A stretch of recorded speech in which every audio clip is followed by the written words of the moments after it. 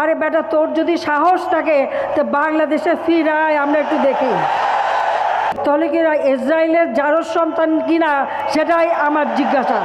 মাননীয় বাংলাদেশের অবৈধ প্রধানমন্ত্রী, আপনি কারে জারজ সন্তান বলেন? আপনি কারে কুলাঙ্গার বলেন?